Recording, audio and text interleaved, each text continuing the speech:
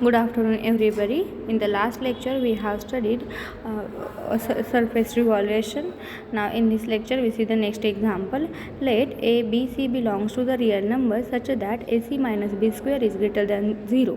We have to show that maximum and minimum value of the function g of x1, x2 is equal to x1 square plus x2 square on the ellipse ax1 square plus 2bx1 x2 plus cx2 square is equal to 1 are of the form of 1 upon lambda 1 and 1 upon lambda 2, where the lambda 1 and lambda 2 are the eigenvalues of matrix. This is we know that what is the eigenvalue of matrix. We calculate the eigenvalue from the characteristics equations. Now we start the solution of this equation.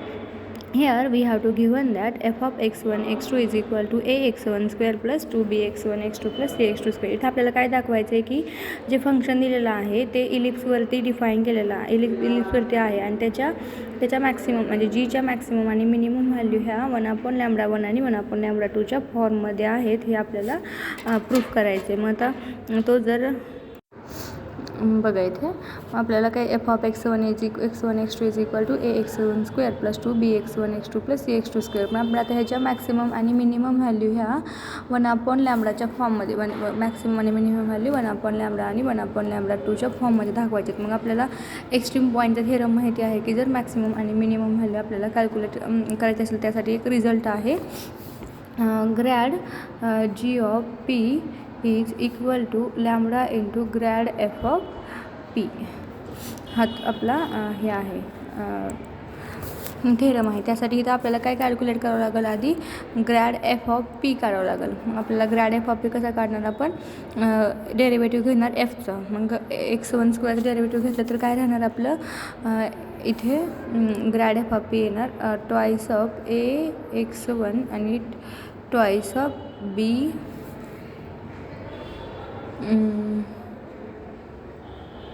x1 इथे बघा twice of x1 with respect twice of bx2 and this one and therefore आणि Grad G of P काय येणार आहे इथे 2x1 आणि 2x2 असं येणार आहे बाय द थेरम. आता इथे आपल्याला मॅक्सिमम आणि मिनिमम काढायचे म्हणून इक्वॅलिटी केली. मग इथे फक्त आपण काय केलं, दोन इक्वेशन इक्वल केले. मग आता ह्याच्यातून आपण हे twice of x1 is equal to कोण आहे यातला twice of ax1 plus twice of bx2 आणि ट्वाईस ऑफ x2 म्हणजे सेकंड एलिमेंट काय आहे twice of bx1 plus twice of cx2.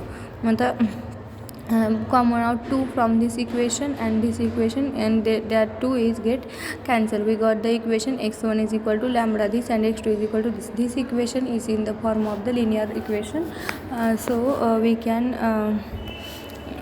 represent this equation in the form of matrix. Therefore x1 x2 is equal to lambda into ab bc x1 x2. मग हा lambda इथे आहे तो इकडे जाईल, मग तो काय झाला 1 upon lambda x1 x2 is equal to this. Suppose g has the maximum point p1 and corresponding eigenvalue is lambda. म्हणजे जीचा जर मॅक्सिमम पॉईंट p1 असेल त्याचे करस्पॉन्डिंग आयगन व्हॅल्यू जर लॅम्बडा 1 असतील आणि सपोज p1 जर x1 x2 असेल तर f of p1 is equal to f of x1 comma x2 is equal to ax1 square plus 2bx1 x2 plus cx2 square and this is nothing but this. Therefore x आता इथे काय दिले आपल्याला f of p1 चे element काय आहेत आपले x1 आणि x2 into ab bc x1 x2 which is equal to x1 x2. आता ab ह्या ठिकाणी काय आपलं आहे abच्या व्हॅल्यूच्या ठिकाणी 1 upon lambda 1 x1 x2. therefore which is equal to 1 upon lambda multiply केलं इथं फक्त x1 square plus x2 square. नाव which is equal to 1 upon lambda 1 g of p1 is equal to 1 upon lambda 1. Therefore maximum value is 1 upon lambda 1. Similarly, suppose g has the minimum value at point p, p2 is equal to x1 x2, then f of p2 is equal to f of x1 x2 is equal to this equation, and which is equal to x1 x2 into this term is nothing but 1 upon lambda 1 x1 square plus x2 square, which is equal to 1 upon lambda 2. Therefore minimum value is the 1 upon lambda 2. Lambda 1 and lambda 2 are the eigen values of matrix. Which matrix? matrix A B B C, that matrix. आता next example बघा. Let S be the unit circle. Unit circle म्हणजे ज्याची radius 1 असते. And define the G is the mapping from R to R and by the where A, B, C belongs to the real number. Find the maximum and minimum value of the G on S. आपल्याला आता सरफेसवरती जीच्या minimum आणि maximum value find करायचे. तर here F of x1 x2 is equal to, we have to given that x1 square plus x2 square. So the S is equal to F inverse upon. Why this is become 1? Because here value of C is equal to 1. And we have to calculate grad f of x1 x2 is equal to x1 comma x2, derivative of x1 square is twice of x1, derivative of x2 square is the twice of x2. Grad g of x1 x2 is equal to x1 x2. This is become, आता इथे बघा ह्याचं derivative काय येणार आहे. With respect to x1 घेतलं तर twice of a x1 plus twice of b x2 and with respect to x2 घेतलं तर twice of c x2 plus twice of b x1. But we know that for the maximum and minimum value theorem by the extreme value theorem, grad g of p is equal to lambda into grad f of p. Therefore we can equate this equation. We get this. This is the form of the ax is equal to lambda x. P belongs to the S and S is the unit circle. तर P हा आपला S मधलाच point आहे आणि S हा आपला unit circle आहे. त्याच्यामध्ये 0 0 element include होणार आहेत का नाही. Therefore P is not equal to the 0. Thus extreme point of the G on S are the eigen values of matrix is equal to this. म्हणजे कुठला पण जर तुम्ही दोन फंक्शन कन्सिडर केलं तर त्याचे जे मॅक्सिमम आणि मिनिमम व्हॅल्यू आहेत त्या आयगन व्हॅल्यू ऑफ मॅट्रिक्सच्या ह्या ए बी बी सीच्या मॅट्रिक्सच्या फॉर्ममध्येच असतात जर ते नॉन झिरो असेल तर. नाव G of x1 x2 is equal to this is become x1 x2 a b b c x1 x2. We get lambda is equal to 1. So the eigenvalue of lambda into 1, G of p is equal to lambda. So the eigenvalue lambda is just the G of p, ही फक्त G of p ची value आहे. Since the 2x2 matrix has only the 2 eigenvalues, then these eigenvalues are the maximum and minimum value of G on the compact set. म्हणजे एखादा 2x2चा matrix तुम्ही consider केला तर त्याला म्हणजे जेवढे मॅट्रिक्सचे आपल्या ऑर्डर असते किंवा डायमेन्शन असते तेवढेच आपले त्या म्हणजे मॅट्रिक्सच्या काय असतं त्या आयगन व्हॅल्यूज असतात. मग आपलं 2x2 मॅट्रिक असेल तर ह्याच्या आयगन व्हॅल्यू 2च असणार आहेत. एक त्यातली मॅक्सिमम असेल एक मिनिमम असेल. Now we see the next example. Show that a maximum and minimum value of the function g of x1 x2 up to the xn plus 1 is equal to a summation ranging from I to n plus 1 where the aij into xi into xj on the unit n sphere on the unit n sphere x1 square plus x2 square plus up to the xn plus 1 square is equal to 1 where aij is the symmetric n by n matrix of the real number. म्हणजे aij हा symmetric आहे n by n मॅट्रिक्सला are the eigen value of matrix aij. म्हणजे ह्यातला aij हा symmetric आहे n by n मॅट्रिक्सचा. त्याच्यामुळं त्याला सिमेट्रिक असल्यामुळे त्याच्या आयगन व्हॅल्यू जशा असतील तशाच ह्या मॅट्रिक्सच्या पण असतील. Therefore eigen values of matrix aij. Here f of x1 x2 xn plus 1 is equal to function define करून दिलेला आहे x1 स्क्वेअर प्लस x2 स्क्वेअर plus up to the xn plus 1 square. आता इथे व्हॅल्यू c ची 1 आहे त्याच्यामुळे surface आपला in the form of f inverse of 1 आहे. आता suppose we take the value of n is equal to 1 then we get the equation g of x1 x2. आता n जेव्हा 0 घेतात तेव्हा तुमच्याकडे एकच एलिमेंट असतं, जेव्हा 1 असतं तेव्हा 2 एलिमेंट असतात. x1 x2 is equal to summation ij varies from 1 to 2 aij xi xj and f of x1 x2 is equal to x1 square plus x2 square. And now g of x1 is equal to that we put the value of I and j from the 1 to 2. First we put the I and j equal to 1, therefore we get the a11 x1 square. कारण की इथे x1 into I ची पण value 1 आणि j ची पण value 1 असेल तर काय होणार आहे ते x1 स्क्वेअर होणार आहे.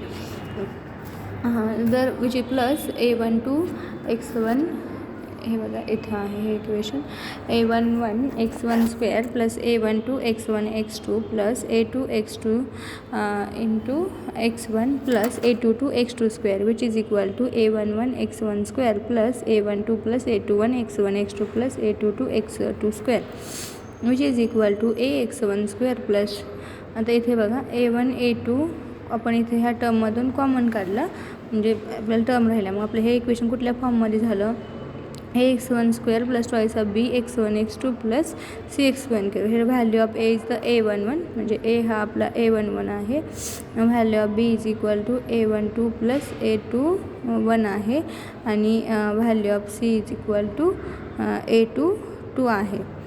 So it is the generalisation of the above example म्हणजे ह्याच्यामध्ये आपल्याला प्रूफ काय करायचं होतं की त्या मॅट्रिक्सच्या आयगन व्हॅल्यू म्हणजे त्याने तुम्हाला एक जीचं फंक्शन दिलं होतं आणि ते डिफाईन कुठल्या तरी एका फंक्शनवरती डिफाईन केलं होतं युनिट स्पेअरवरती तर त्याच्या आयगन व्हॅल्यू ह्या त्या फंक्शनच्या आयगन व्हॅल्यू एवढंच असतील असं सांगितले मग त्याचं आपल्याला त्यासाठी जनरलायझेशन इक्वेशन काढायचं होतं म्हणून आपण ते इथं काढलं म्हणजे नाही का आपण आधीच्या एक्झाम्पलमध्ये सगळीकडे आपल्याला हे इक्वेशन दिलेलं असायचं ह्याच्यामध्ये आपण ते फाउंड केले. The next example बघा show that if S is and the n surface in Rm+1 S हा n surface आहे Rm+1 मधला G हे स्मूथ फंक्शन आहे आणि P हा S मधला एक कुठला पण पॉईंट आहे जो की एक्स्ट्रीम पॉईंट आहे Gचा then the tangent space to the level set G through the P is equal to the SP provided grad G of P not equal to the zero म्हणजे त्या एक्स्ट्रीम पॉईंटमधून जो आपला curve जाणार आहे तो equal असणार आहे एस पीला एस पी म्हणजे स्पेअर ॲट पॉईंट पीचा. Therefore, now we see the proof. Now S is the function in the form of f inverse of 1. This is the given that C belongs to the R and grad f of Q is not equal to the 0 for all Q belongs to S. म्हणजे आपण एक another point घेतला P सोडून दुसरा S मधला एक point घेतला त्यासाठी पण आपल्या ह्याच कंडिशन आपण होल्ड करतोय. Therefore G is the mapping from Rn+1 to R is the smooth function and P belongs to the S is an extreme point G on S. Then मतलब बघा हे सगळे कंडिशन जर असेल तर लॅग्रांजेस मल्टिपल थेरम म्हणजेच extreme point theorem काय सांगतो तर इथं पी तर आपल्याला माहिती आहे की तो एक्स्ट्रीम पॉईंट आहे असतात त्याच्यामुळे आपण इथे थेरम तर यूज करू शकतो grad G of P is equal to lambda into grad F of P. But G of P जर आपण जर सपोज डी कन्सिडर केला तर म्हणजे जसं की 1 करतो आपण एफ इनवर्स ऑफ 1 कन्सिडर केलं तर तसंच सीची व्हॅल्यू डी कन्सिडर केली so that P belongs to the G inverse of D is equal to S dash says now grad g of p is equal to grad f of p. We know that grad g of p is the equal to the grad g of p per is equal to grad f of p per म्हणजे जेव्हा हे equal असेल तेव्हा त्यांच्या dimension पण काय असेल equal असेल that implies S dash P पर is equal to S P. असं कशामुळे आलं तर आपलं पी जेव्हा जी इनवर्स ऑफ डीवरती होतो तेव्हा त्याचा दुसरा सरफेस होतो एस डॅश आपण एस हा सरफेस घेऊन दिला त्यामुळे दोन्ही सरफेस काय आहेत इक्वलच आहेत हेन्स द रिझल्ट. म्हणजे आपल्याला काय दाखवायचं होतं टँजंट स्पेस हा इक्वल दाखवायचा होता आपण एक्स्ट्रीम पॉईंटमधून दाखवलेला पॉईंट कर्वमधून म्हणजे एक्स्ट्रीम पॉईंटमधून जो आपण एखादं कर्व गेला आहे किंवा सरफेस गेला आहे तर तो एस डॅश पीने दाखवला आणि एस पी हा आपला tangent space. The next example, let S be and the n surface in Rm+1 and let P naught belongs to the Rn+1 such that P naught does not belongs to the S.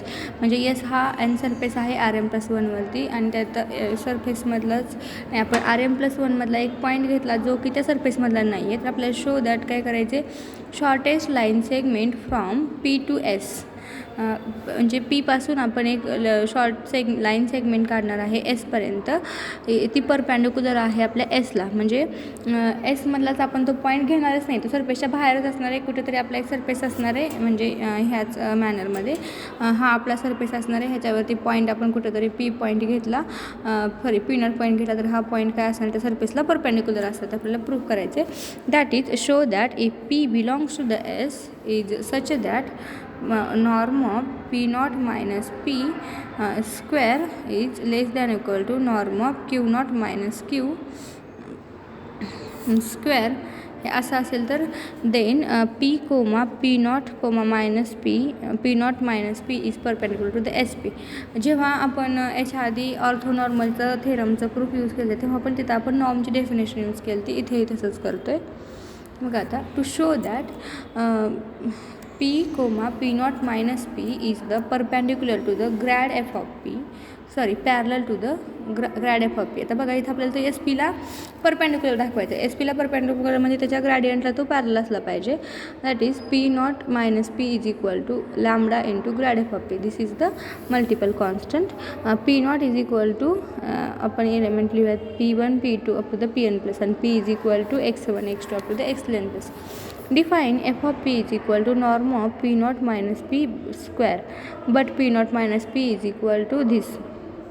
F of p is equal to norm of p naught minus p square, we get this equation. Therefore grad f of p is equal to derivative, we taking the derivative of that line, that is this. Therefore grad f of p is equal to minus 2 in bracket p naught minus p. यांची value 1 टाकली तर काय भेटेल तसं. मग P naught minus P is equal to minus half grad F of P. Therefore P naught minus P is equal to lambda into grad F of P. तो lambda आहे म्हणजे पी नॉट मायनस पी हा parallel झाला grad F of पीला तर तो perpendicular होणार आहे एस पीला. जे टँजंट स्पेसला तो ग्रॅडियंटला जर पॅरलल असेल तर तो त्याच्या टँजंट स्पेसला काय असतो परपेंडिक्युलर असतो. In next lecture we have to solve the general linear group. Thank you.